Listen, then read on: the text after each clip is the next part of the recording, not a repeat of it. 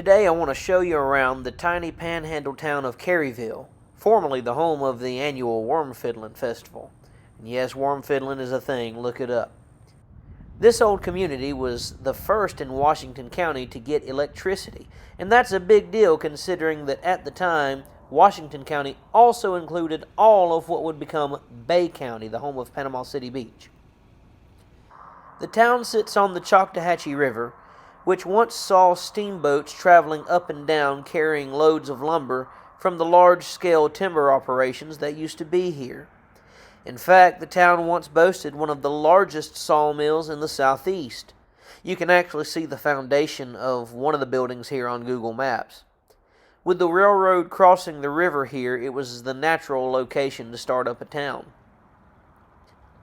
For decades, the combination of virgin timber and the convenient intersecting of the river and the railroad brought economic prosperity to the area, but the sawmill town had to deal with frequent fires in the mills as well as flooding. Caryville currently has an estimated population of around 280 people, but in past decades the town has seen its population rise to well over 1,000. There are two reasons for this major decline in residents.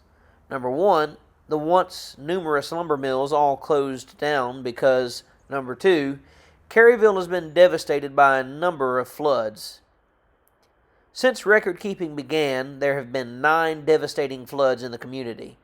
Growing up, people told me stories about how the ground would be so saturated from the flood waters that the rising waters would force the lids off of the vaults in the cemetery. Folks would literally come out and take turns sitting on their family members' graves to keep the caskets from popping up out of the ground. But the worst flood of all was the flood of 1994. I remember being a kid and seeing the devastation that the flood of '94 caused. A tropical storm had come ashore in July of that year, and it stalled further inland, dumping a pile of rain in no time. The residents only had about a day's warning of the impending disaster. The Choctawhatchee River crested at around 29 feet, bringing the water level up to about 61 feet above sea level. The entire town was literally washed away. The flood caused millions of dollars of property damage, and many residents literally lost everything. The only way around was by boat. A majority of the homes and businesses were a total loss.